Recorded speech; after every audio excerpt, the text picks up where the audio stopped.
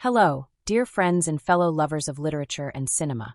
I want to begin by saying how grateful I am that you're here, joining me in this little corner of the world where movies and ideas meet. Before we dive in, let me just extend a gentle, sincere invitation.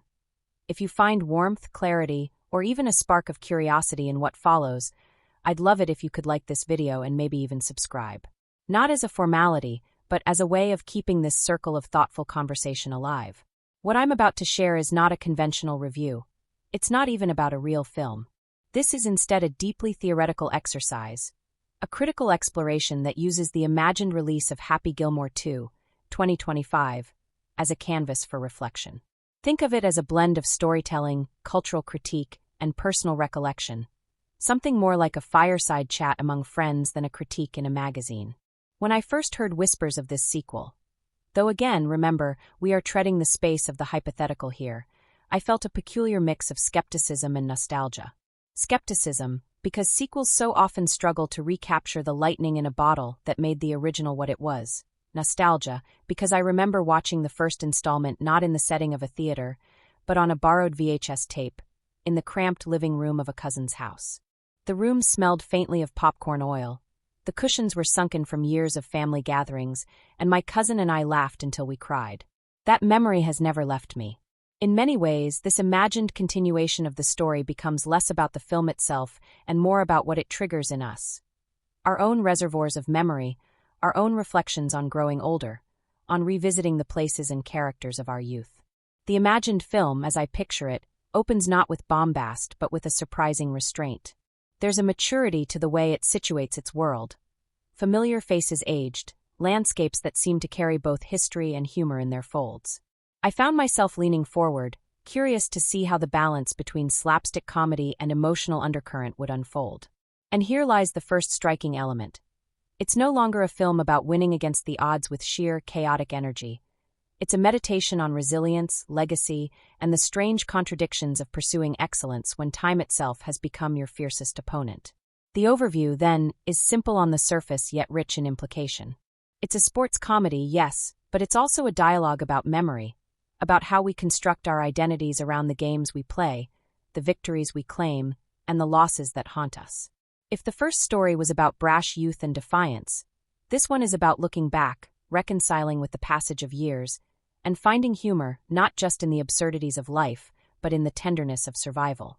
There's something profoundly human about that shift, something that resonates with my own sense of moving from restless ambition toward quiet acceptance, without losing the spark that makes laughter possible. Now, allow me to sketch the story in broader strokes. It begins with a man who wants to find himself entirely by competition, by proving himself to those who doubted him. We meet him again years later, no longer the same reckless figure, but not entirely tamed either. He carries scars, both literal and metaphorical, the kind we all collect by simply living long enough. His world has changed. Golf is no longer the circus it once was for him, and the people around him have grown, drifted, or vanished. Then comes the catalyst, a challenge that forces him back onto the green, not out of ego this time, but out of love, loyalty, and a stubborn refusal to let go of the fight. What struck me here was the subtle layering of comedy and poignancy.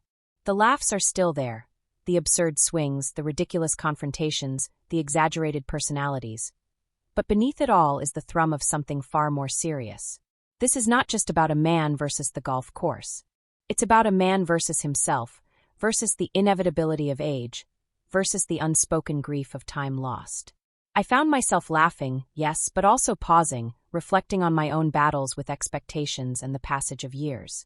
Have you ever noticed how comedy, when done well, doesn't cancel out sorrow but instead illuminates it, makes it bearable? That's the magic at work here.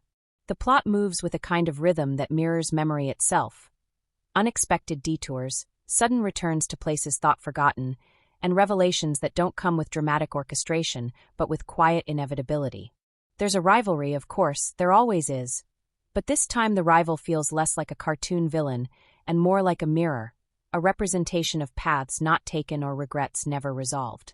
The tension builds toward a climax that is both exhilarating and surprisingly intimate. The final putt isn't just a shot, it's a reckoning. And when it drops, or doesn't, It forces not just the protagonist, but us as viewers, to question what victory even means when we've outgrown the arenas we once worshipped. I won't spoil every detail of the twists, because part of the joy lies in the anticipation. But I will say this. There is a reveal midway through that turns the whole narrative inward, reframing not just the game but the meaning of the game. It reminded me of moments in life when a casual remark, or an unexpected event, suddenly forces us to reconsider the stories we've been telling ourselves. One character in particular, someone who had been relegated to the background in the past, steps forward here in a way that is both heartbreaking and inspiring. It's the kind of narrative decision that makes you lean back in your chair, silent, realizing the film isn't just about entertainment, but about the strange, fragile ways we connect with each other.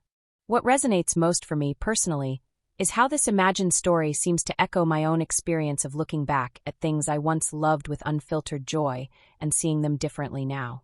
For me, the golf course isn't literal. It's the projects I threw myself into with reckless energy, the careers I chased, the identities I tried on. Watching this story unfold, even in theoretical form, made me ask myself, what does it mean to return to something not as the person who began it, but as someone older, scarred, maybe even wiser? The film doesn't give easy answers, and I love that. It trusts us, the audience, to wrestle with the ambiguity. There are moments where the humor lands not just as punchlines, but as mirrors, reflecting how absurd our struggles can look from the outside. A misplaced swing, a ridiculous overreaction, a childish tantrum. All things that used to be played for pure slapstick now arrive tinged with recognition. I have been that person before, furious over something small, unable to laugh at myself until much later. In that sense, the comedy doesn't just entertain, it educates gently, without condescension. It whispers, yes, you've been here too, and in doing so it bridges the gap between character and viewer. I think about how many times I've revisited old projects, thinking I could just pick up where I left off, only to discover that time had shifted both the project and me. The imagined sequel captures that dynamic beautifully. The protagonist returns to the green expecting it to be the same old battlefield, only to realize the terrain has changed, the stakes have changed, and perhaps most importantly, he has changed. Watching that realization unfold, even hypothetically, feels like standing in front of an old house you once lived in, noticing how the windows have been replaced, the paint faded, and realizing the memories you carried were only half the story. One of the most compelling threads in this narrative is the idea of legacy. What do we leave behind when the applause fades, when the trophies gather dust? For me, this question lingers long after the laughter subsides. The imagined rival, who pushes our protagonist into this final confrontation, doesn't just embody competition. He embodies the haunting presence of what we could have been if we had chosen differently. There's a sense of dialogue between paths, between identities, and between versions of the self. It's literature in motion, dressed as comedy. The climactic scenes, where comedy collides with reflection, reminded me of times in my own life when outward success felt hollow because it didn't align with inner truth. The putt goes in, or perhaps it doesn't. But the true revelation lies not in the ball's path, but in the acceptance that follows. That moment becomes less about triumph and more about grace, about recognizing that the journey matters more than the outcome. How many of us carry around rivalries, regrets, and unfinished games in our own hearts? And how many of us are brave enough to let go, laugh, and keep walking forward? What makes this analysis so fascinating to me is how much it feels like literature disguised as cinema. There's allegory in every swing, metaphor in every rivalry, and poetry in every stumble. If you've ever loved a novel that made you feel both seen and unsettled, you'll understand what I mean. This isn't really about golf at all. It's about us, our strange persistence, and our refusal to give up on meaning even when the world insists on absurdity. And so, my friends, as we close this reflection, I want to leave you with the thought that this imagined film is less a sequel than a mirror. It invites us to laugh, to remember, to reconsider, and to forgive ourselves for the games we've played. It's not real, but the questions it raises are very real indeed. And isn't that what art, whether on a page or a screen, ultimately seeks to do? Not to give us answers, but to remind us of the beauty and complexity of the questions we carry. When the story begins, the atmosphere feels strangely familiar, like revisiting a place you once knew well but haven't set foot in for years. The opening sequence does not crash into our senses with fireworks or spectacle. Instead, it tiptoes into our imagination with a kind of gentle humor that's almost deceptive. We see the main figure, older now, with lines etched into his face not only from laughter but from life itself. He is not the same reckless whirlwind who once smashed his way into a sport that didn't want him. Instead, he's slower, more deliberate, carrying himself like someone who has lived through victories and defeats that no scoreboard could ever capture. From the very first scene, I could feel the weight of time pressing in, and it immediately struck me how much that mirrors my own experience of aging. Watching him walk into a quiet, dimly lit room, some sort of clubhouse that clearly hasn't seen a crowd in a long time, I thought about the last time I visited an old playground from my childhood. The swings were rusted, the grass overgrown, but standing there, I could almost hear echoes of my younger self's laughter. The film gives you that same sensation, showing us not just a man but a memory, still alive yet slightly faded. The first act spends time reminding us who he has become. He isn't introduced through a dramatic sports montage or a highlight reel, but through ordinary life. He struggles with things that once would have seemed beneath him, carrying groceries up too many stairs, wrestling with a stubborn lawnmower, even dealing with a cranky back that refuses to cooperate. Yet in all this ordinariness there is dignity. And humor, too, because the man still has a spark of mischief in his eyes, the same one that got him into trouble years ago. Then comes the moment of disruption, that spark that sets the story in motion. He receives news, delivered casually, almost dismissively, about an upcoming tournament that has less to do with the sport itself and more to do with legacy. There's a corporate sponsor, a media buzz, whispers of the greats being called back for one last showcase. At first, he laughs it off. Competing again? Impossible. His body is no longer what it once was, and the sport has evolved into something unrecognizable, full of new technologies and younger players who treat tradition like a plaything. But here's where the narrative quietly slips in its first emotional hook. There's someone in his life, someone he loves deeply, who nudges him toward reconsidering. This isn't about proving himself anymore. This is about standing up for something or someone bigger than his ego. I remember feeling a sudden catch in my chest watching that unfold, because it reminded me of moments when I've been asked to do something I thought I was finished with, not for myself, but for people who mattered to me. And isn't that how life often drags us back into arenas we thought we'd left behind? Not because we want to be there, but because love asks us to show up. The film lingers on his hesitation. He practices in secret late at night when no one is watching. Those scenes are both hilarious and heartbreaking. He tries to recapture old moves, swings that once shocked the world, but his body betrays him. Clubs slip from his hands, shots veer wildly off course, and he ends up muttering curses at himself that sound less angry and more exhausted. Yet beneath the failure is resilience. Each missed shot is followed by another attempt, and another. I found myself smiling, because I know that feeling all too well. Trying to return to an old skill after years away, only to discover it doesn't come as easily as before, but refusing to quit anyway. It's both humbling and liberating. What surprised me most was how much space the story gives to memory. At odd moments, the character drifts into recollections of the past. Old rivals, lost mentors, youthful triumphs. But these aren't sepia-toned flashbacks. They are more like fragments that intrude into his present, as if the past refuses to let go. He'll glance at an empty chair, and suddenly you sense someone should be sitting there. He'll hear a crowd cheer in his imagination, and for a second, his shoulders straighten as though he's back in his prime. That layering of memory over the present makes the world feel haunted, not by ghosts but by the weight of lived experience. When he finally accepts the invitation to the tournament, it isn't with fanfare. It's with quiet resolve, almost like someone deciding to face a difficult conversation rather than someone chasing glory. That choice is one of the most powerful elements in the first half. It reframes the entire narrative. This isn't a comeback for applause, it's an act of courage, a way of saying, I am still here. And for me, it resonated deeply, because so often we step into challenges not to win but simply to prove that we still exist, that we haven't been erased by time. The training sequences that follow are both comedic and poignant. Instead of the high-energy montages we've come to expect, we get a series of small, intimate moments. He tries unconventional methods, sometimes silly, sometimes surprisingly wise. One scene that stayed with me shows him practicing his swing not on a golf course, but in his backyard, with neighbors watching curiously from across the fence. A dog barks every time he misses. Kids laugh, but not cruelly, more with the joy of seeing someone try. And he laughs too, shaking his head, embracing the absurdity.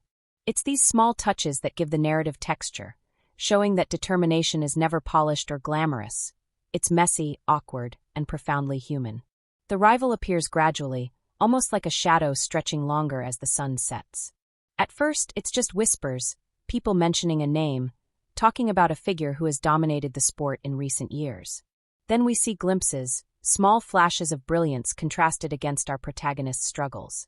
What's fascinating is how the rival isn't framed as a cartoonish antagonist, but as a reflection. Younger, sharper, perhaps even colder. The kind of person who reminds you of your younger self, if your younger self had been more disciplined and less reckless. That's what makes the tension so compelling. It isn't just man versus opponent, it's man versus his own unrealized potential. The first real confrontation between the two isn't on the course but off it. A chance encounter at a press event, where words are exchanged, not fists or clubs. The rival is confident, almost dismissive, while our protagonist hides his unease behind jokes. I loved this scene because it captured the way pride and insecurity often coexist. We laugh to cover our fear, and we posture when we feel threatened. Watching that exchange reminded me of conversations I've had where humor became my armor, even though inside I was trembling. From here, the pace picks up. The first matches of the tournament begin, and the contrast is striking.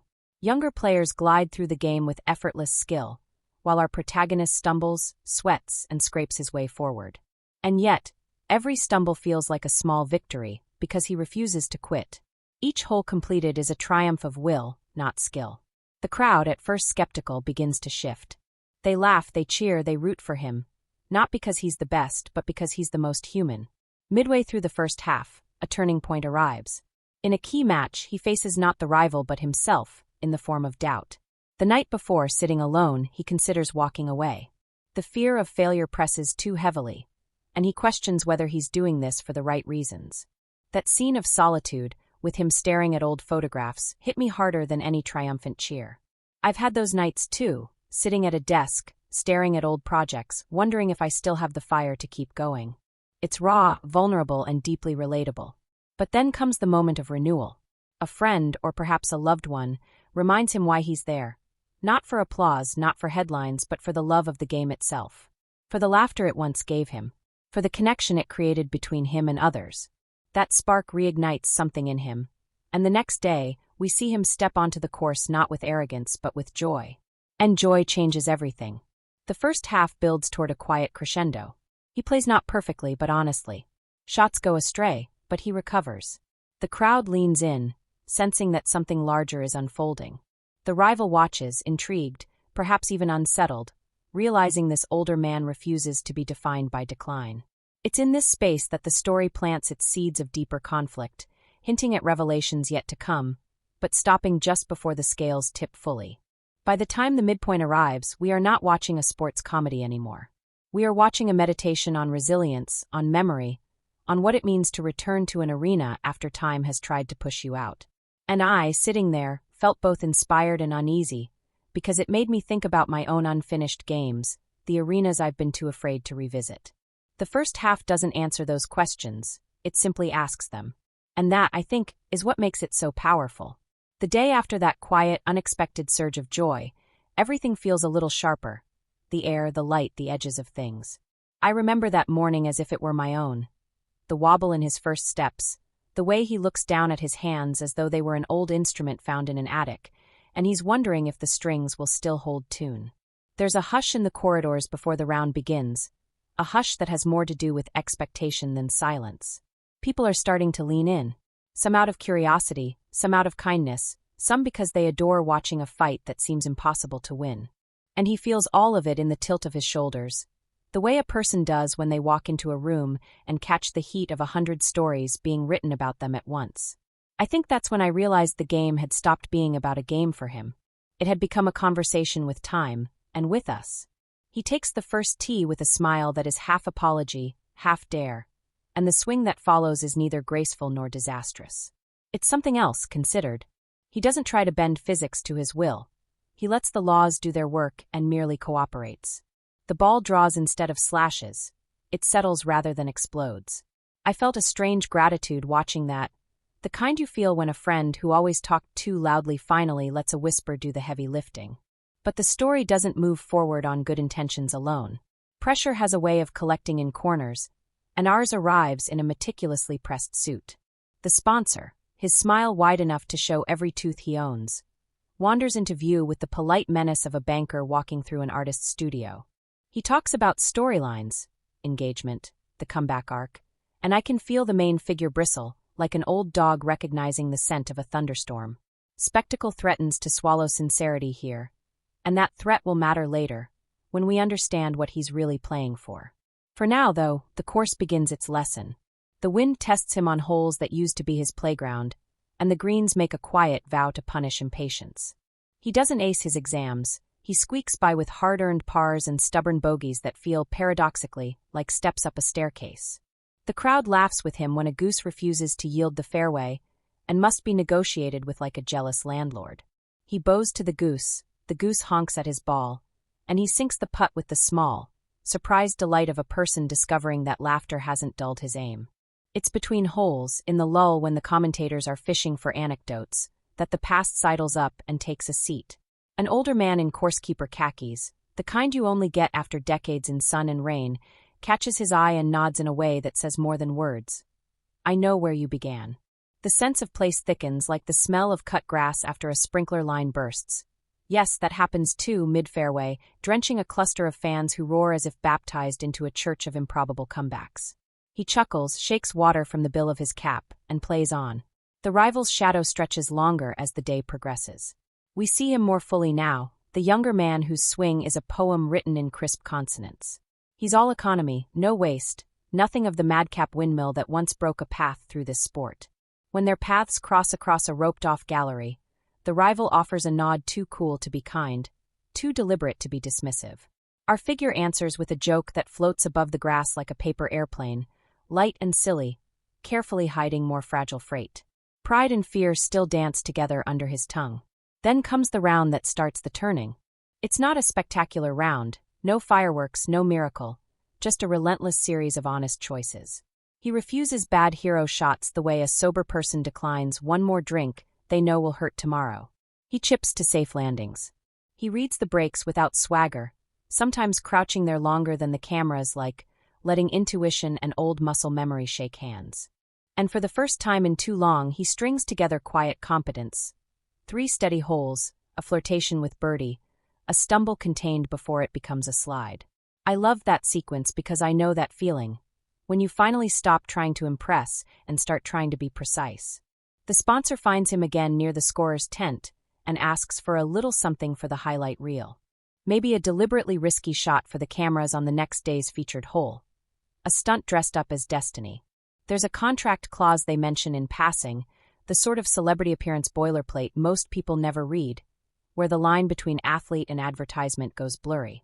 He smiles, nods, and doesn't agree. He leaves with a face I recognize from my own mirrors on difficult days. The face of a person who knows he's going to be asked to sell something he's busy trying to buy back, his own dignity. We reach the evening with a score that's respectable enough to keep him close, and a set of muscles threatening open rebellion. In the quiet after the broadcast signs off, in a rental house that smells like freshly laundered towels and canned coffee, he hears a knock that sounds as if it has been rehearsed 100 times. It's not the rival. It's someone who used to live in the margins of his story. A person you might pass in the background of old photographs, cleaning a club, raising a flag on the practice green, driving a cart at dawn while the world yawned. The coursekeeper's son, grown now, carrying a battered folder whose edges are soft from being turned and turned again. I won't pretend that I didn't tear up when the folder opened. There are clippings in it, sun-faded and smudged, a scorecard with childish handwriting in one corner, a photograph of a boy standing awkwardly beside a younger him, both squinting into a summer sun. In that photo, our figure has one hand on the boy's shoulder and the other making the kind of ridiculous face adults make when they forget the camera is a witness. The coursekeeper's son tells a story I wasn't prepared to hear. Once, long ago, our figure stopped on a practice green to show a kid how to find balance by looking at the horizon instead of the hole. I never forgot that, the young man says, his voice steady and not at all sentimental. But here's the part you don't know. The person you keep calling your rival was that kid right next to me, learning on the same afternoon. The room tilts in that gentle way reality tilts when a detail rearranges everything. The rival isn't an alien force sent to humiliate him. He's a descendant of the same moment of kindness. Not a metaphorical son, but kin in craft. Someone who learned to love the game because he saw it make an adult behave like a joyful fool. The coursekeeper's son isn't there to beg for victory or pick a side. He's there to return a story to its rightful owner, the way you bring a lost glove back to the person whose fingers remember it. Morning brings a different light. The rival plays like a metronome with feelings, still exact, still poised. But between shots, there's something new in the way he glances over, as if a word he once knew in a language he forgot is returning syllable by syllable. When they walk down the same fairway, the draw of the pairings at last aligning, the hum of the gallery gathers into a single low chord. It's not about celebrity anymore. It's about lineage. The hole that follows should be a disaster. A stubborn gust stands up mid-swing and knocks our figure's ball sideways into a bunkered bowl of sugar sand, so soft it might as well be a beanbag chair. He climbs down, all knees and muttered prayers, and stares at a shot that requires geometry he doesn't own. Cameras crowd the lip like nosy birds. The sponsor's team leans in. It is, undeniably, a made-for-television test. He could do the reckless thing, wallop the ball toward the pin with a circus flourish, and maybe end up on every highlight reel before dinner. Instead, he does the math an older person learns to trust. One patient splash out to a flatter lie, one conservative chip, one putt that knows when to be humble. Bogey. Not heroic, not pretty, but survivable. The crowd groans and then oddly claps, an applause that knows the difference between pride and prudence. Back in the fairway, the rival says something quiet enough that the microphones miss it. Our figure laughs, his shoulders loosening. He answers and they walk in tandem, traders of small truths. I don't know what was said, but I can imagine. The things you confess to someone who understands your weather. That you're tired but surprised by your own stubbornness. That you no longer believe in miracles, but still feel them sometimes in your wrists. That you remember a summer afternoon when a stranger told you to look at the horizon. By afternoon, their scores have tangled like two vines climbing the same trellis. Each time one surges, the other finds a reply. It feels less like combat than correspondence. Letters written in pars and birdies and the occasional sigh. The commentators, starved for extravagance, try to invent grudges that no longer survive the way the two men smile at each other from opposite sides of a green. The sponsors' people look nervous. We need sparks, someone whispers into a headset, as if grace were bad television. That sparks arrive anyway, but not the kind they ordered. The course itself throws a tantrum. A rogue sprinkler head half hidden near the approach coughs to life mid-stride, dousing our figure's line. Officials scramble, towels fly. There's an argument about whether to play it wet. He waves it off with a grin, steps into the puddle, and in shoes that will squish for the rest of the day, plays the most delightful little pitch I've seen in years. Low, skipping twice, checking as if it suddenly remembered its manners, then nestling into two-putt country. He tips an imaginary cap to the sprinkler. The gallery roars. The rival snorts a laugh so honest it almost sounds like a cough. Everything that has been gathering gathers. The sponsor tries one last time to bend the narrative toward spectacle. A representative corners our figure at the turn and mentions the clause again, this time without the eroding sugar of politeness. There are obligations, they say. Deliverables. If he wants the foundation he's whispered about, money for youth instruction, for the course that raised him, for the people who have mowed fairways at dawn for decades, then he needs to play ball. And by play ball, they mean play puppet. He listens, the way a man listens when he realizes the bill has arrived, and he doesn't yet know who will pay it. He pays with the only currency he believes in, choice. He doesn't grandstand. He doesn't lecture. He just keeps choosing the shot that respects the game. He keeps refusing to be a dancing bear for someone else's circus. And as the holes fall away behind them, his restraint becomes its own kind of defiance, a quiet revolution witnessed by a crowd that, to its credit, understands. Many have come for the fireworks, most are staying for the slow burn. The penultimate stretch is where stories either clatter into chaos or rise to coherence. This one chooses coherence by dancing with chaos, and I loved it for that. On a long par 5, the rival tries the audacious line. Over water, over doubt, over the safe people, because that is his language. He clears it by a yard and change, and the crowd sounds like a city waking. Our figure lays up to a number he trusts, then hits a wedge that takes a sip of the flagstick and leaves a polite foot-long negotiation. They walk off with matching birdies and secret smiles. A hole later, our figure's back twinges on the downswing. It's small but real. The kind of two-note pain that says careful. He steps away, breathes, laughs at his own mortality, and adjusts. Here, the film does something I wish more sports stories did. It tells the truth about bodies that have miles on them. Not melodrama. Not will he live, hysteria. Just the honest calculus of continuing while paying attention. He shortens the backswing a hair. He trusts timing over torque. He looks once to the horizon. We reach the last tee with the scores tied in that irresistible way fate reserves for afternoons like this. The sun has slid to the angle where shadows lengthen, and every blade of grass seems dramatized. He could chase legend here. Go for the teaser shot the sponsor can't stop describing. The rival could too. And you can feel the gallery willing someone to do something they'll regret, so that everyone else will have a story to tell at dinner. You can also feel something gentler pushing back. An invitation to end this in a way that does not betray the hours that led here. They both accept the invitation without consulting each other. The rival chooses the disciplined line. Our figure chooses the wise one. Their drives land within a small, civilized argument of each other. On the approach, a breeze saucers down and tilts the world 1.5 degrees. The rival reads it correctly and lands pin-high right. Our figure misjudges microscopically and finds himself on the wrong side of a ridge, with a putt that asks for both geometry and faith. I don't know how to describe the silence that comes next without cheapening it with adjectives. It is a human silence, the kind that forms when many hearts hold their breath together. The rival's birdie lips out like a kiss that arrives a moment too late. Par. He steps back, and there's nothing in his face that looks like triumph or defeat. There's only attention. Our figure crouches over the putt with the patience of a person who is both older and younger than the years you could count on his passport. He refuses the temptation to force the line. He sketches it with his eyes the way a poet edits a last stanza, moving commas of thought until the sentence breathes. He putts.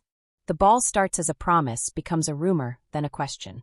It trickles past the crest, hesitates, considers the hospitality of gravity, and, because stories sometimes honor effort without promising reward, stops on the lip as if asking permission to fall. It does not. The gallery exclaims in that collective "oh" that is half shock, half admiration for the laws of physics. He smiles at the ball like a parent watching a child decide to sleep on the couch instead of in bed. He taps in. Par. A playoff looms, and you can hear the sponsor's heartbeat in the way stage managers scurry. Extra holes mean extra commercials, extra spectacle, extra chances to turn grace into content. But the coursekeeper's son appears at the rope line, no folder in hand this time, just a quiet presence. He doesn't say a word. He doesn't need to. He has the same horizon in his eyes that once turned a child's panic into poise. Our figure sees it, nods once, and something settles in him with the dignity of a book closing at the right page. They play on. Not for long. On the first extra hole, the rival mistimes a swing by a fraction, the kind of error only those who know the craft would notice, and finds a lie that punishes ambition. He unwinds himself with care and saves par in a small miracle. Our figure answers by setting up a putt from 8 feet that looks, from above, like a sentence that could break either romantic or tragic, depending on where you breathe. I thought he might aim firm, try to bully the moment. He doesn't. He rolls it with the soft authority of someone finally telling the truth to a friend. It drops. There is cheering, yes. There are confetti cannons withheld, thankfully. There are cameras hungry for the face of a man who has just made the kind of choice you can't measure with a trophy. Because the choice happens a minute later, near the scorer's table, where the sponsor waits with a handshake, a microphone, and a contract printed on glossy hope. It is time to become content. He listens again carefully to the bargain being offered. Money for the youth program, for the course, for legacy, money he wants and could put to real work. If only he will sell the myth of reckless glory on cue. He says no by saying yes to something else. He thanks them for the platform. He thanks the rival for the conversation disguised as competition. He thanks the crowd for teaching him that laughter and grace share a language. Then he says he'll build the program anyway, even if it means smaller checks and fewer cameras. He asks the rival, not with grandiosity, just with the ease of someone inviting an old neighbor for coffee, to co-found it with him. We can teach them that the horizon matters, he says, and I felt my throat close around the oldest of feelings. Hope that isn't naive, hope that has paid its taxes. The rival doesn't make a speech. He nods once, eyes bright with that complicated mix of relief and recognition, and says he'll bring the metronome and the science if the other brings the laughter and the permission to fail. The sponsor's smile holds a second too long, then fades to the respectable neutral of a person who just watched a product slip through their fingers because it insists on being a person. What happens afterward matters as much as the putts. He returns to the course in the days that follow, not as a hero atop a parade float, but as a regular who knows where the hose is kept and how to coil it so it won't kink tomorrow. Kids show up in shoes too clean for grass, clutching hand-me-down clubs with grips that smell like someone else's story. He kneels beside them and says the same thing he once said to a pair of boys years ago. Look at the horizon first. And when they do, their swings loosen into something like joy. The rival shows up with charts and slow-motion videos that make physics feel like choreography, and the two of them argue cheerfully about whether to explain feel or form first. The coursekeeper watches from the shade of the cart shed and smiles in that small, satisfied way of men who build things that don't show up on blueprints. There are epilogues that don't need scenes to be believed. You can picture them. The sponsor shifting its attention to the next spectacle. The commentators adjusting their vocabulary to accommodate the novelty of kindness. The goose still patrolling the fairway as if appointed by a committee of clouds. There are also epilogues that deserve one more moment. He drives out to a quiet hill overlooking a short par 3 as evening falls, and sits with someone who matters more than scores. A person whose presence pulled him back to the game when nothing else could. They don't talk much. They share a thermos and watch the last group appear as silhouettes against the dying light. When the flag is lowered, he takes off his cap, not like a champion, but like a citizen. I've thought a lot about why this conclusion moved me more than comeback stories usually do. I think it's because it refuses to turn growth into a stunt. The resolution isn't a miracle dressed in slow motion. It's the steady practice of choosing what matters when no one is measuring you. He wins, yes, but the win is almost incidental to the larger decision to remain himself in a world that kept asking him to pretend. And on the days when I forget what any of this is for, the striving, the projects, the years, I replay that final putt that didn't fall and the one that did, and I remember that both shots belonged to the same person, and both mattered. There's one last image I carry with me like a lucky coin. A kid at the new clinic, shoulders tight with the effort of trying too hard, sets up to swing. Our figure steps alongside and points, not at the ball, not at the pin, but out past the tree line where the horizon melts into a soft line of sky. Start there, he says. The kid nods, breathes, and lets the club move the way a sentence moves when you stop forcing it and let meaning find its own pace. The ball flies, not perfectly, not far, but true enough to make the kid laugh with surprise. Everyone claps. Not because it's a highlight, but because it's honest. If there's a lesson here, and I suspect there are several, it's that the climax of a story doesn't always sit on the mountaintop waving a flag. Sometimes it stands in wet shoes on a muddy fairway and chooses restraint. Sometimes it looks at a contract and chooses community. Sometimes it looks across the green at a rival and chooses kinship. And sometimes, when the gallery has gone home and the sprinklers resume their nightly gossip with the grass, it looks at the horizon and chooses to begin again. I can't help thinking about the folder with the clippings and the photograph. The way history fit in the hands of the coursekeeper's son, soft and certain. Stories are stubborn. They circle back. They return as echoes and invitations. They ask us to be faithful to the best parts of ourselves and forgiving of the rest. Watching this ending, I felt not the giddy satisfaction of a fairy tale, but the steadier, quieter gratitude of a truth that knows how to stand up in daylight. And that, in the end, is what lingers. Not the scorecard, not the highlight reel, not even the trophy that will one day collect a respectable dust. What stays is the sense that a person learned to be whole in the very place he once learned to be loud. What stays is the knowledge that comedy and grace are not rivals but siblings. What stays is the picture of two people building a school for courage on a patch of ground that taught them to look far before swinging close. What stays, most of all, is that horizon, still there, still steady, waiting for any of us who need to find our balance again. He is not introduced to us as a hero, nor as a clown, but as something far stranger. A man who has lived both roles and can no longer fit neatly into either. That is what makes him fascinating, and why, when I think back on his presence, I can't help but see pieces of my own contradictions scattered across his silhouette. To call him protagonist feels too clinical, to call him comedian too dismissive. He is both warrior and wanderer, a figure who once swung a golf club as if it were a hammer meant to shatter the gates of a world that didn't welcome him, and who now approaches the same game with the humility of someone who has been broken in places laughter cannot always reach. What I love most about his character is not his strength, but his unsteadiness. In the beginning, his body is slower, his temper shorter, his confidence more brittle than before. He is no longer the man who could rage against decorum and get away with it by sheer absurdity. The years have softened him, yes, but not smoothed him. His flaws are still jagged: impatience, stubbornness, the quick tongue that disguises insecurity. Yet those flaws make him vivid. They remind me of how we all carry the awkward remains of our younger selves, like bones that never healed quite straight. The story makes no attempt to disguise that. Instead, it hands those fractures to us and says, "This too is worth watching." I noticed how much of his character is revealed in the silences. When others are speaking, he shifts in his chair, fiddles with his cap, lets his eyes wander to walls no one else is looking at. In those quiet gestures, you see a man who has never been entirely comfortable with praise, who accepts applause as if it were a bill handed to him rather than a gift. That discomfort is part of his charm. He has always resisted becoming a caricature, even though caricature was how the world first learned his name. Yet, beneath the humor and hesitation, there is tenderness. He returns to the game not because he longs for victory, but because someone he loves asks him to. That act alone defines the kind of man he has become. His loyalties, once tangled in self-image, are now redirected outward. It is no longer about what he can prove, but about what he can preserve. And that shift makes him relatable to anyone who has grown out of their own adolescent need to show off. It is the gentler kind of courage, the willingness to look foolish again in order to honor someone else's faith. The rival, meanwhile, is a masterpiece of restraint. He could have been written as a pantomime villain, arrogant, cruel, unsportsmanlike, but he isn't. He is precision where the other is chaos, calculation where the other is instinct.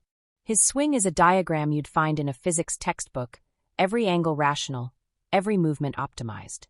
And yet, in that perfection there is something hollow. His discipline makes him formidable, but it also isolates him. He is not beloved by crowds in the way the protagonist is. He is respected, perhaps even feared, but not adored. That difference says everything about their two souls. What complicates him, and what elevates the story, is the revelation that he once learned from the very man he now opposes. He was there, as a child, when the hero's laughter and wild instruction planted the first seeds of love for the game. That connection reframes him not as enemy, but as echo. He is what the protagonist might have been if he had chosen another path, one of discipline rather than rebellion. Their rivalry is not simply sport, it is dialogue between two philosophies of living. Watching them face each other is like watching two halves of an argument carried on for decades finally meet in person. And then there is the coursekeeper's son, whose role is smaller in screen time, but enormous in consequence. He is the story's moral compass, its quiet archivist. Carrying that folder of clippings and photos, he becomes the steward of memory, reminding both men that their rivalry is less about who wins and more about the story they share. His presence adds depth because he represents the ordinary people who are often invisible in grand tales. The groundskeepers, the fans, the children who watched from the edges and carried what they saw into adulthood. His character whispers that no act of kindness is ever wasted, no silly moment of teaching ever forgotten. He is the connective tissue between past and present, proving that legacies are not written in trophies but in people. The sponsor, too, deserves mention, not because he is likable, but because he is necessary. He is the embodiment of modern spectacle, the figure who turns stories into content and people into brands. Where the rival represents discipline and the protagonist represents passion, the sponsor represents exploitation. His smile is practiced, his phrases rehearsed, his interest purely transactional. Yet he is not a monster, exactly. He is a system made flesh, the logical consequence of a culture that prizes highlight reels over honesty. His character tests the others by forcing them to decide what matters more, applause or authenticity. Together, these characters form a constellation, each one reflecting a different facet of humanity. The protagonist, messy and tender. The rival, polished but incomplete. The sponsor, calculating and hollow. The coursekeeper's son, quiet but transformative. Around them orbit smaller figures, the crowd, the commentators, the neighbors who laugh at backyard practice swings, each reminding us that no one's story is ever lived alone. What fascinates me is how each character forces the protagonist to confront a different truth about himself. The rival forces him to admit his limitations, to face the reality that skill fades but spirit doesn't have to. The sponsor forces him to resist commodification, to refuse being turned into a puppet for spectacle. The coursekeeper's son forces him to remember the influence he once had, even in moments he forgot. And the loved one who nudges him back onto the course forces him to rediscover courage, not in proving but in caring. If I strip away the layers, I see a story about reconciliation, with others, yes, but mostly with oneself. Each character is less an opponent than a mirror, reflecting possibilities, failures, and memories that the protagonist must learn to accept. The rival is his what if. The sponsor is his what if not. The coursekeeper's son is his what was. And the loved one is his what still can be. To stand among them all and remain whole. That is his true test. There's a reason his character lingers in my mind. He shows that growing older doesn't mean losing relevance, but it does mean changing the rules. He wins not by being faster or stronger, but by being more honest with himself, with the game, with the people watching. And in a world so often obsessed with victory at any cost, that honesty feels radical. The rival, for all his precision, also changes. By the end, he is no longer simply a competitor but a partner, agreeing to build something lasting with the very man he was supposed to defeat. That arc is subtle but profound. It suggests that perfection without connection is empty, and that even the most disciplined lives need the chaos of friendship to feel whole. His journey is not about losing to the protagonist, but about rediscovering his own humanity through him. Even the sponsor, though left behind, plays his part in shaping the resolution. He reminds us of the temptation that exists in every field, whether sport, art, or life itself, to trade authenticity for attention. That temptation never fully disappears, but the protagonist's refusal to submit gives us hope that it can be resisted. In that sense, the sponsor is not defeated. He is revealed. And revelation sometimes is enough. The coursekeeper's son, though quiet, embodies the story's soul. He is proof that small gestures ripple outward, that kindness sown casually can bloom decades later into unexpected grace. Without him, the two men would never realize the depth of their connection. Without him, the story would collapse into mere rivalry. With him, it becomes legacy. All of these characters, woven together, create a narrative not about golf or even about comedy, but about what it means to live among others. Their arcs remind me that none of us grow in isolation. We grow in dialogue, with rivals, with skeptics, with sponsors who test our resolve, with children who remember our smallest words. When I look at this ensemble, I see literature disguised as cinema. Archetypes made human, metaphors given flesh. The protagonist is passion tempered by age. The rival is perfection tempered by humility. The sponsor is temptation cloaked in applause. The son is memory insisting on matching. Each one pushes the story toward its resolution not through spectacle, but through presence. And perhaps that is the deepest truth of all. Characters are never just characters. They are questions wearing faces. They ask us what we would choose if we stood where they stand. Would we chase applause like the sponsor? Would we polish ourselves into emptiness like the rival? Would we hold on to small acts of kindness like the son? Or would we, like the protagonist, risk looking foolish one more time in order to honor love? That is why these characters stay with me.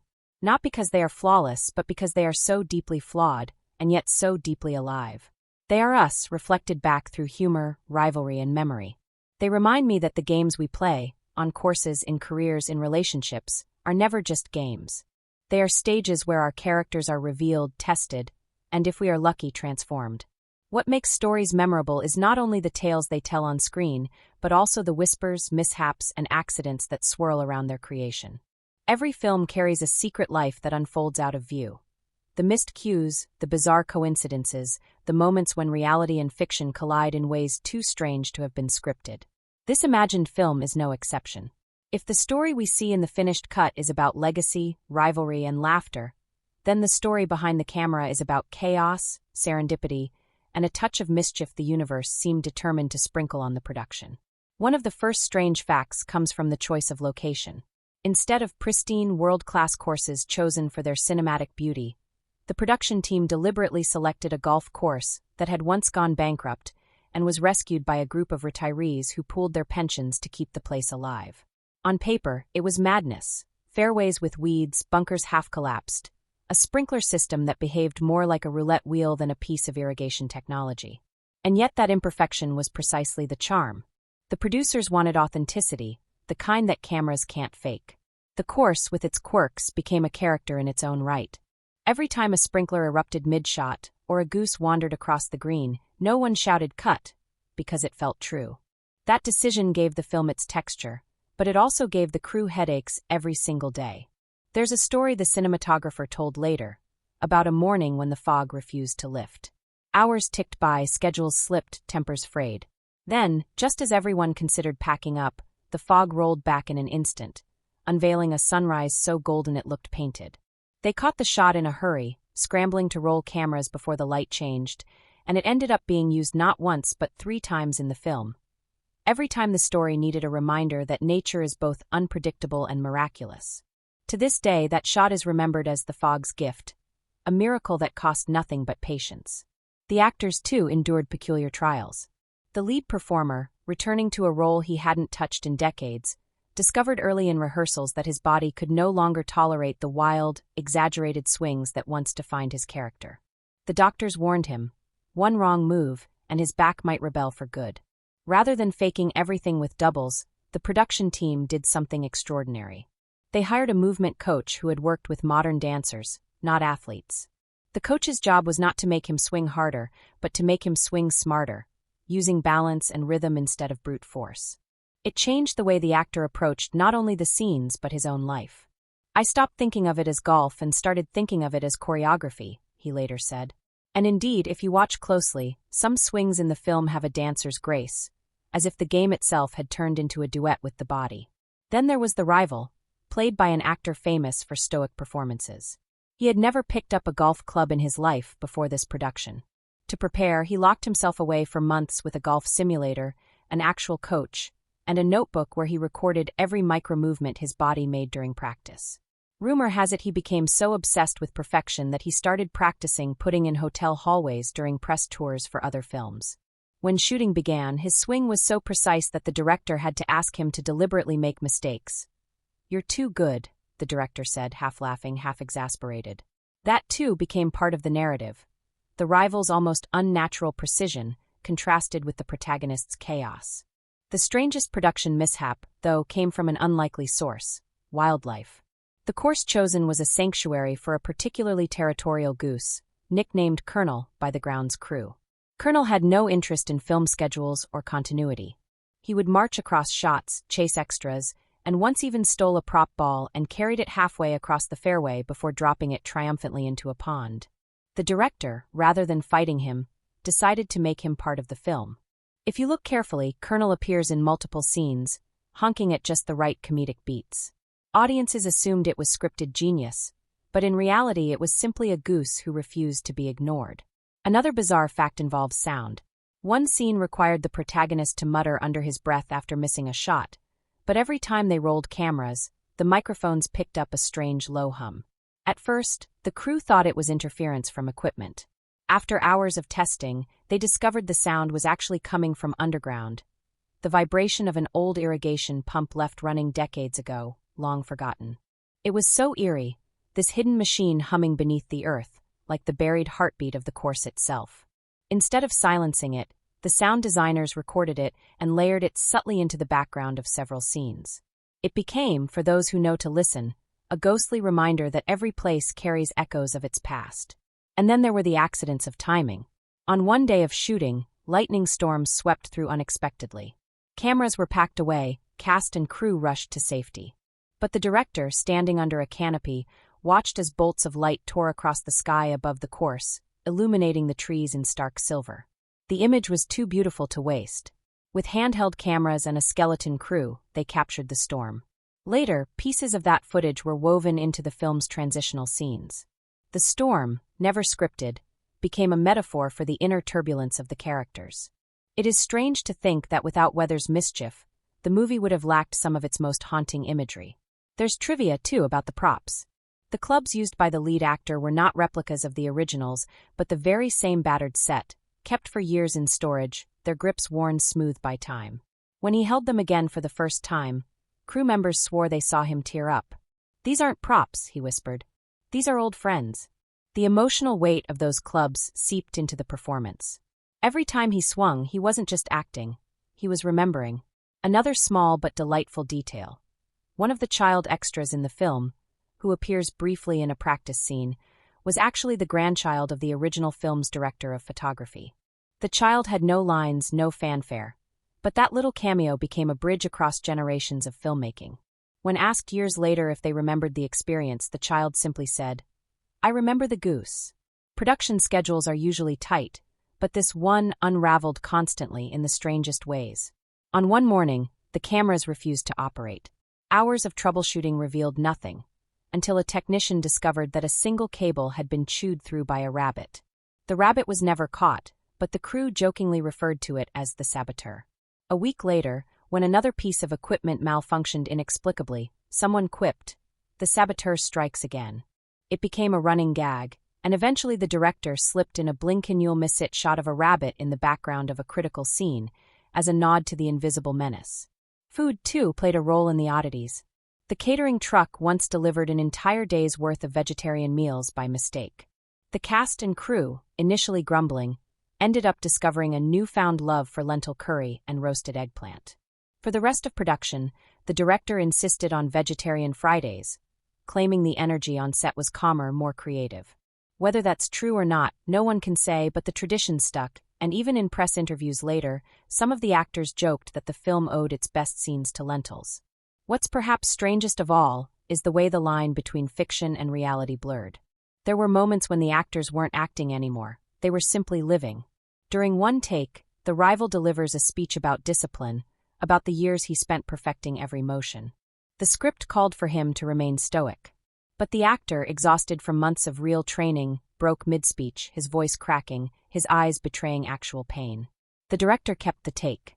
That rawness is there in the final film, and it's why the rival never feels like a caricature. He is too human, because the actor himself was too human in that moment to pretend otherwise. The final strange fact lies not in the making but in the editing. Hours of footage were cut, as always, but among the reels was a scene no one had planned.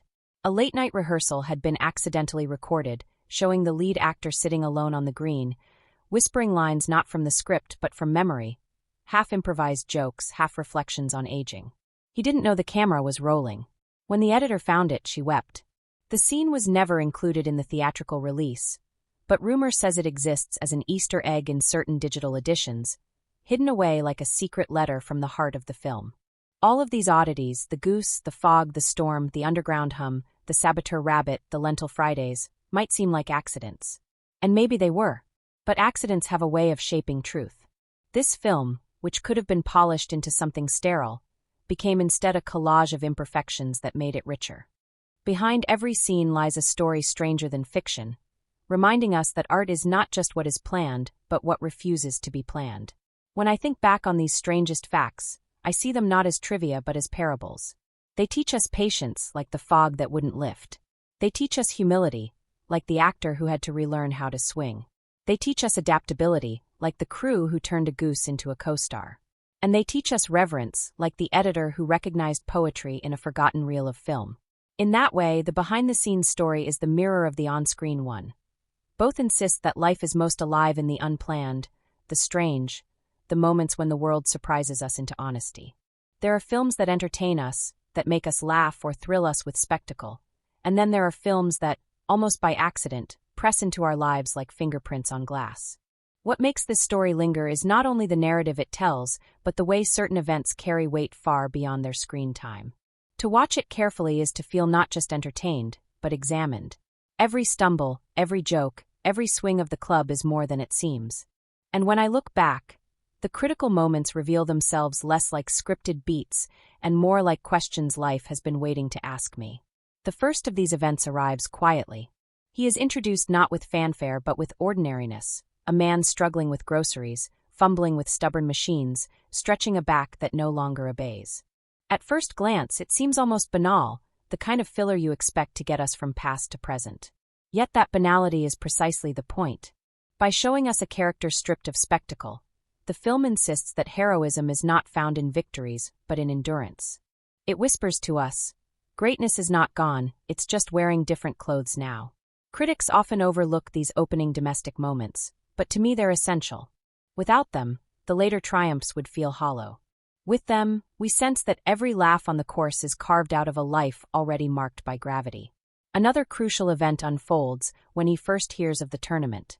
It is not shouted through headlines or blasted on screens, It's overheard, almost dismissed, a half-joke at first. And yet in that moment, the narrative pivots. The casualness of the invitation mirrors the way life's defining choices often arrive. Not as clarion calls, but as offhand remarks that suddenly refuse to leave our minds. A critic might note that this scene disrupts the expected arc of a sports comedy, replacing destiny with accident. I see it as a reminder that our great returns are rarely planned. They are stumbled into, triggered by whispers rather than drums. Then there is the moment of persuasion, not through ego but through love. Someone close to him, someone who matters more than trophies, nudges him back toward the course. This is no small detail. In many sports films, the hero returns for pride or vengeance. Here, he returns for connection. The event redefines what the narrative is about, not proving the self but honoring others. This shift changes the film's resonance. It transforms it from another comeback story into an exploration of loyalty. Critics often call this sentimentality, but I think they miss the deeper point. Sentimentality is not weakness when it reflects the truth of how most of us live. Few of us fight for glory. Most of us fight for love. The practice sessions that follow stand out as events worth critical attention. They're funny, yes, clubs slipping, balls flying, but they're also metaphors for the body's betrayal and the resilience of spirit. Watching him try, fail, and laugh at himself becomes more powerful than watching him succeed. It reminds me of Beckett's phrase, fail better. The humor softens the tragedy, and the tragedy sharpens the humor. It's here that the film stakes its claim as more than comedy. It becomes philosophy in disguise. A pivotal event occurs with the arrival of the rival, first hinted at and then revealed. Their first encounter at a press event is electric not for what is said, but for what is unsaid. Critics often call it cliché, two men exchanging barbed words before competition. But look closer. The rival's calm precision and the protagonist's nervous humor reveal two philosophies in collision. This isn't just banter. It's a dialogue about discipline versus instinct, control versus chaos. In that exchange, the film sets its stakes not in winning or losing, but in asking, which way of being truly matters? On the course, the tournament's early rounds are often dismissed by reviewers as predictable, but I think they deserve deeper reading. Every stumble is a moral event. He doesn't win because he's the strongest. He survives because he refuses to quit. These small victories, bogeys that feel like birdies, pars that feel like miracles, carry more thematic weight than any hole-in-one could. They reframe triumph as persistence. Critics who expect spectacle miss the point. The spectacle is in the ordinary, in the refusal to walk away. Midway through, the turning point arrives with the folder of clippings, delivered by the coursekeeper's son. This is, without question, one of the most critical events in the film. It reframes the entire rivalry, transforming it from enemy conflict into a generational dialogue. Critics have debated whether this twist is too neat, but I find it essential. It suggests that rivalry is rarely about strangers. It's about family, echoes, inheritances of memory. When the rival is revealed as someone shaped by the protagonist's past kindness, the story deepens into allegory. We are reminded that our actions ripple further than we know. What we teach casually may become someone else's obsession, even someone else's identity. Another event worth critical reflection is the confrontation with the sponsor. On paper, this is a classic trope, the greedy corporate force trying to commodify authenticity. Yet here, it resonates differently. The sponsor doesn't twirl a mustache, he simply embodies a culture of content. His demand that the protagonist perform for the cameras becomes a test of integrity. Critics sometimes dismiss this as heavy-handed, but I see it as brutally honest. In an age where every gesture is captured, packaged, and monetized, the refusal to perform becomes radical. This event situates the film in our cultural moment, where resisting spectacle is itself an act of defiance. The storm sequence is another event layered with symbolism. It wasn't scripted, yet it becomes metaphor. The lightning splitting the sky as the protagonist sits in shelter mirrors his inner turbulence. Critics have noted its beauty, but they sometimes overlook its thematic resonance. Chaos cannot be controlled, only endured. Just as he cannot stop the storm, he cannot stop time. But he can wait it out, face it, and keep moving after it passes. The storm is not just weather, it is fate. The bunker shot, where he chooses patience over spectacle, is one of the most significant moral events. Here, he could have chosen the dramatic, crowd-pleasing shot. Instead, he opts for safety, for wisdom. The choice is subtle but profound. Critics see it as anticlimax. I see it as maturity. It is a rejection of reckless glory, an embrace of survival. In that one decision, he redefines victory, not in dazzling others but in respecting the game. It is an act of self-knowledge, the rarest form of courage. Then comes the climax, the final putt that stops on the lip. Critics are divided here. Some call it unsatisfying, others call it genius. To me, it is the heart of the film. If the ball had fallen, the story would have ended as fairy tale. By refusing to fall, the ball forces us to reckon with the truth. Sometimes effort is not rewarded. Sometimes grace is not crowned with triumph. And yet, in that failure, there is dignity. He smiles, accepts it, and taps in. Critics who wanted neatness missed the beauty. Life rarely gives us cinematic endings. It gives us half-victories, almost near misses. And learning to accept those is what adulthood means. The playoff holes, particularly the final 8-foot putt that does drop, serve as the necessary counterbalance. They remind us that persistence sometimes does pay off, but not always in the way we imagined. The emotional resonance here lies not in the win itself, but in how it is framed, not as destiny, but as choice. He chooses honesty in his putt, rolling it with quiet authority. That choice is what matters. Critics who see only the mechanics of sport overlook the moral architecture beneath it. Finally, the event at the scorer's table, where he rejects the sponsor's offer, is the true resolution. This is the moment critics should linger on. By saying no to commodification, he says yes to authenticity. By inviting the rival to co-found the youth program, he transforms competition into kinship. This event reframes the entire narrative as not about victory, but about legacy. Critics who see only sentiment miss the radical statement. The greatest triumph is refusing to be consumed by systems that would erase our humanity. Taken together, these events create a thematic architecture that critics cannot ignore. The film is not just about golf or comedy. It is about resilience, authenticity, and connection. Each event contributes to this architecture. The opening ordinariness grounds the character. The tournament invitation reframes destiny as accident. The persuasion scene redefines loyalty. The rival encounter frames philosophy. The folder twist reframes rivalry as legacy. The sponsor confrontation critiques spectacle culture. The storm symbolizes chaos. The bunker shot demonstrates maturity. The lip-out putt embodies life's ambiguity. The playoff win affirms persistence. And the scorer's table rejection secures integrity. Critically, what makes these events resonate is their refusal to settle for cliché. Yes, the skeleton of the story looks familiar. Aging hero, young rival, comeback arc, but the flesh is different. Each event undermines our expectations in small but meaningful ways. Instead of spectacle, we get patience. Instead of triumph, we get ambiguity. Instead of rivalry, we get kinship. Instead of commodification, we get refusal. This refusal of easy payoff is what elevates the film from comedy to literature. Emotionally, these events resonate because they mirror our own lives. Who among us has not returned to something we thought we left behind? Who has not faced rivals that turned out to be reflections? Who has not been asked to perform for applause and had to decide whether to comply? Who has not seen an effort stop just short of success? The film's impact lies in making us see ourselves in these events, not as spectators but as participants in the same game. That is why, in critical perspective, the film endures. Not because it tells a flawless story, but because it dares to be flawed. Its events, strange and ordinary, comedic and tragic, reflect the rhythm of life itself. And in that reflection, we find both laughter and solace. Every film is two stories woven together, the one the audience sees and the one the crew lives. The first is projected on a screen. The second unfolds in late-night arguments, early morning fog, spilled coffee on call sheets, and the laughter of people who know they're chasing something bigger than themselves. With this film, the production itself became a story as compelling as the one on screen. If the finished work is about resilience, authenticity, and humor, then the making of it was about accidents that turned into blessings, choices that looked foolish until they proved wise, and a crew that somehow found poetry in chaos.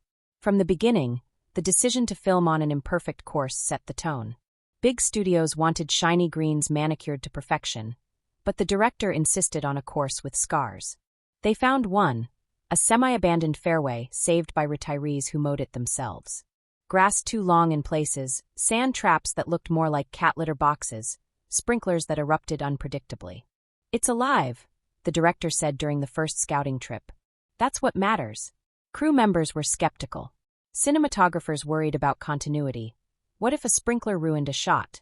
Producers fretted about liability when geese strutted too close to equipment. But the director was immovable. "If it's messy, it's real," he said. That insistence gave the production its first fun fact. There were more schedule changes caused by wildlife than by human error. Wildlife became an unofficial department on the call sheet. There was Colonel, the goose who harassed extras and stole props. There were rabbits, descendants of long-forgotten burrowers, who kept chewing through cables, earning the nickname, the saboteurs. A stray dog wandered onto the course one morning and refused to leave. It ended up in a background shot, curled up by the clubhouse, later becoming a fan favorite when eagle-eyed viewers spotted it. Crew members began leaving snacks out for it, calling it the unofficial mascot. If you watch carefully, the dog appears in at least 3 separate shots, never planned, always welcomed. The weather played its tricks, too. On one day, fog smothered the course so completely that nothing could be filmed. Hours ticked by. Some crew napped in carts, others played cards. Then, just when morale dipped, the fog lifted in a breathtaking sweep, unveiling a sunrise so radiant it looked painted. Cameras scrambled, shots captured, and what could have been a wasted day became a defining image of the film. The crew called it the fog's apology. Ironically, the production designer later admitted they had tried and failed to create artificial fog that looked half as beautiful. The actors had their share of behind-the-scenes struggles. The lead actor, returning to a role he hadn't touched in decades, realized early on that his body no longer allowed the wild, unhinged swings that had once made him iconic. At first, this was a crisis. Stunt doubles were considered. Shots could be faked with clever editing. But then came a stroke of inspiration, a movement coach from the world of modern dance. Instead of brute force, he taught the actor how to use rhythm and grace, to treat the swing as choreography. Crew members joked about watching golf ballet rehearsals, but the results were stunning. The actor later confessed that the training didn't just save the performance, it saved his back. Off camera, he moved differently, carried himself differently, even described life differently. I learned that sometimes control is more powerful than chaos. The rival actor's preparation was another story altogether. Known for meticulous discipline, he trained obsessively, documenting every swing in notebooks and recording himself daily. He became so precise that during filming the director had to beg him to miss shots deliberately. "You're breaking the story by being too good," the director laughed. Crew members loved to tell the story of one day when the rival actor set up a putt during rehearsal, sank it effortlessly and muttered, "Again," only to sink 10 more in a row while everyone else just stood jaws dropped. When asked later how he managed such consistency, he shrugged and said, "The grass talks if you listen." It became a running joke on set. Whenever something inexplicable happened, someone would whisper, "The grass is talking again." The sponsor character, played by a veteran actor, delivered his own quirks to the production. Between takes, he would improvise entire monologues mocking corporate jargon, filling the air with phrases like synergy of sand traps and holistic bunker engagement. None of it made the final cut, but the blooper reel became legendary among the crew. Once, during a long pause in shooting, he gave a mock boardroom presentation to the geese, complete with a flip chart. Colonel honked at just the right beat, and the crew nearly fell over laughing. Some of the most fun facts come from the props. The clubs used by the protagonist were not replicas, but the actual battered set from decades earlier, pulled from a dusty storage unit. Their grips were worn, their paint chipped. When the actor first held them again, he reportedly whispered, "Old friends." The emotional charge of that moment set the tone for the rest of the shoot. Another piece of trivia: the ball that refuses to fall into the cup in the climactic scene was not a special effect. It really did stop on the lip, multiple takes in a row, almost defying physics. The crew was astonished, calling it the ball that believed in method acting. Eventually, they decided they couldn't fake a better metaphor and left it exactly as it happened. Editing also carried surprises. During late-night reviews, the editor stumbled upon footage from a rehearsal no one knew had been recorded. It showed the protagonist, alone on the green, muttering improvised lines about aging, memory, and laughter. The lines weren't in the script, but they were raw and heartfelt. The editor wept, then slipped fragments of it into the film, layered as voiceover in moments of silence. Viewers assumed it was carefully scripted philosophy, but in reality it was an accidental confession captured by a rolling camera. Crew life was its own saga. Meals became legends. After a mistaken delivery of vegetarian food, the director declared vegetarian Fridays, believing lentil curry brought better energy. The sound team developed rituals. Every morning before shooting, they would hum a single note together to check microphone balance, a practice that became oddly meditative. The lighting team called themselves the Sun Chasers, competing to see who could predict the exact minute the light would shift. Little communities formed, each with their own folklore. To outsiders, they were just crew. To each other, they were part of a small, traveling village. There was a day when everything went wrong. Cameras jammed, rain poured, tempers frayed. But instead of collapsing, the crew gathered in the clubhouse, where someone pulled out a guitar. For an hour, they sang, laughed, and reminded themselves why they were there. Later, the director said that day was the real turning point. "It's not the perfect takes that save a film," he said. "It's the days when you keep believing even when nothing works." Some anecdotes border on myth. There's the story of a lighting technician who swore he saw the ghost of the original course architect wandering near the ninth hole. There's the tale of a sound engineer who recorded a strange hum underground, later discovered to be an ancient pump, and insisted it sounded like the earth itself sighing. And there's the rumor that one extra hit a hole-in-one during a break, on a hole no professional had managed in years. Whether true or not, these stories traveled across the set like campfire tales, fueling the sense that they weren't just making a movie, they were making a legend. The fun facts extend to post-production. During test screenings, audiences laughed hardest at moments the filmmakers never expected. A goose honk timed perfectly to a missed shot. A background extra who rolled her eyes, just as the sponsor launched into corporate speak. A camera tilt that accidentally caught the sun flaring through the trees. These accidental laughs were so consistent that editors reshaped scenes to highlight them, proving once again that art is not only planned, it is discovered. All of these insights reveal something bigger, that the making of the film mirrored its themes. Just as the protagonist learns that victory is not in perfection but in persistence, the crew discovered that cinema's magic lives not in flawless schedules, but in accidents embraced. Geese, fog, lentils, rabbits, storms, all of it became part of the tapestry. Behind the scenes, they lived the same lesson. Laughter and resilience are inseparable. What lingers most for me is not a single anecdote, but the overall atmosphere of the production. It felt, by all accounts, like a community, a family of misfits bound together by a story they believed mattered. And that belief seeped into the film itself. When audiences watch, they may not know about the fog's apology or the saboteur rabbit, but they feel the authenticity those accidents produced. They feel the honesty of a ball that refused to fall, the weight of clubs held like old friends, the humor of a goose who stole scenes. The film breathes because the set breathed. Every story lives somewhere, and the places it lives are not just backdrops but living participants. Some films hide their settings, treating them as blank stages. Others, like this one, lean into place until it becomes another character, one with quirks, secrets, and a voice all its own. I can't think about the story without also thinking about where it unfolded. The imperfect fairways, the unpredictable skies, the worn textures of wood and grass that seem to carry as much history as the characters themselves.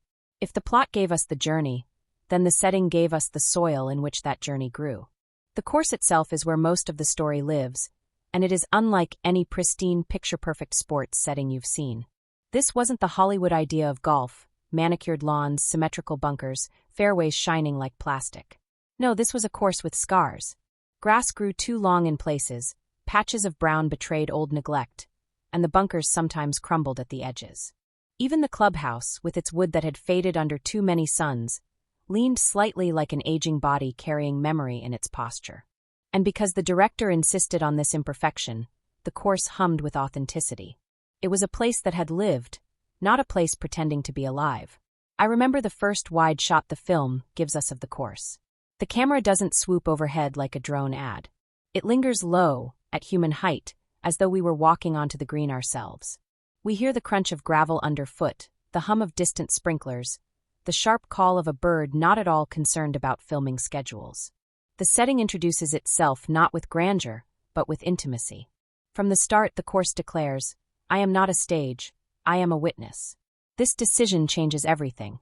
Because when the protagonist walks here, older, slower, shoulders slightly bent, we feel the weight of time mirrored in the land itself. The course looks like him, battered, weathered, imperfect, but still standing. The place and the man are one story told in two forms, one of earth and grass, one of flesh and bone. Critics sometimes talk about mirroring between character and setting, But here it feels less like a device and more like inevitability. Of course this man would play on this course. Of course this story would happen here. The cinematography makes sure we feel this connection. Notice how often the camera positions him against wide horizons, tiny against the sprawl of sky. It's not to belittle him. It's to show that his struggle is not just with opponents but with the vastness of life itself. At other times, the camera closes in, tight frames of his face as wind ripples the grass around him, blurred in the background. The visual language oscillates between intimacy and immensity, reminding us that the personal and the universal are never far apart. Lighting plays a crucial role in shaping atmosphere. Morning light on the course is golden, warm, almost forgiving. It makes the place feel like memory, a gentle echo of the past.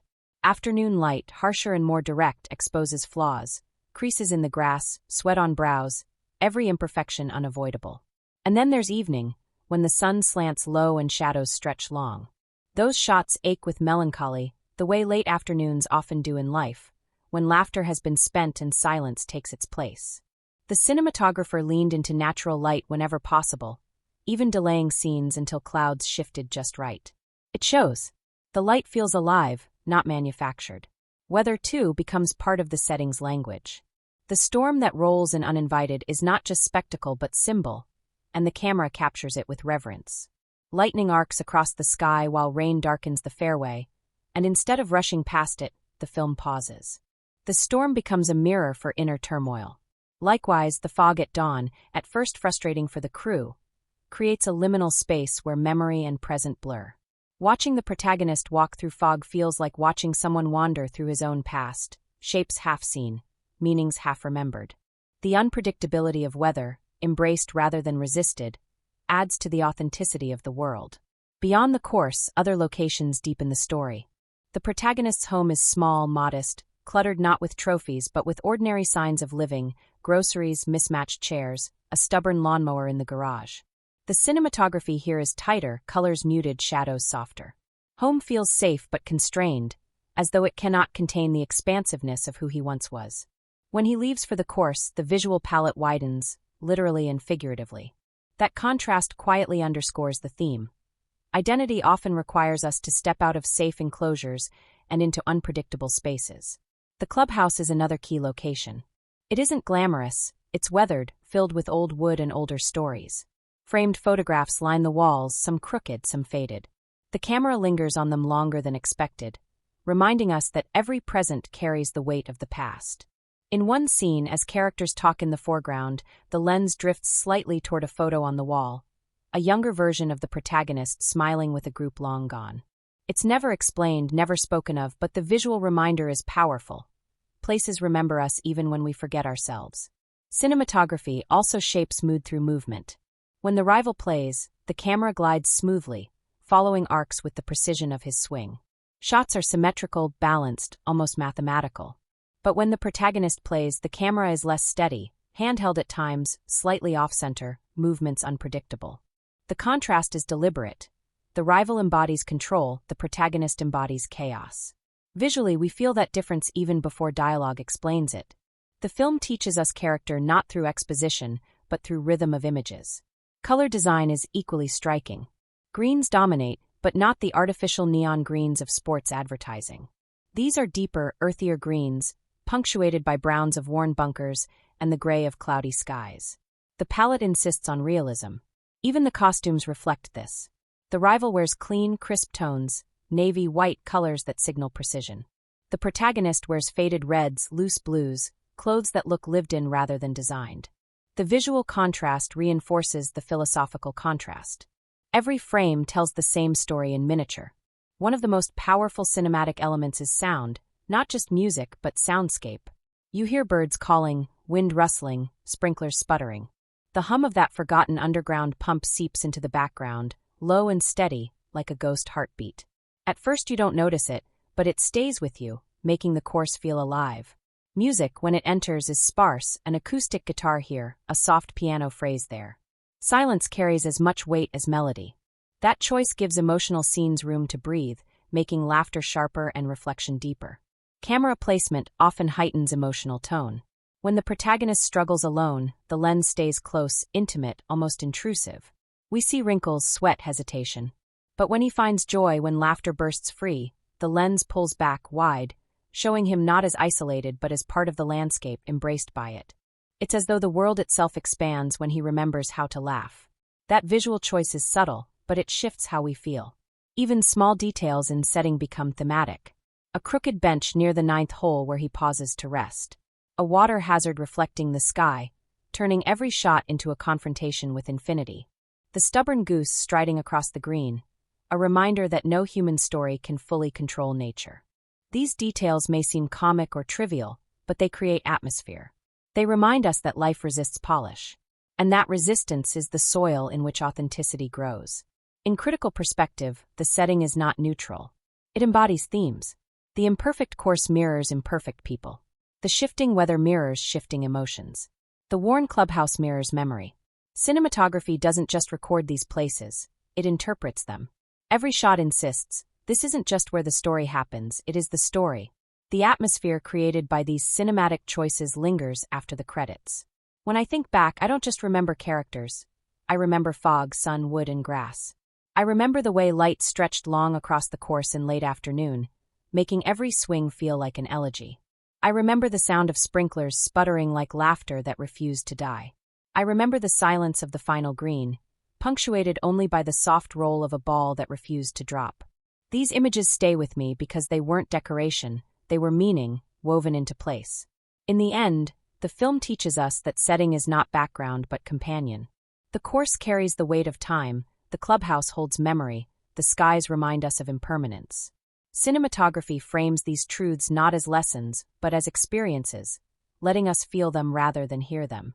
And in that way, the setting becomes more than a location. It becomes literature written in light and shadow.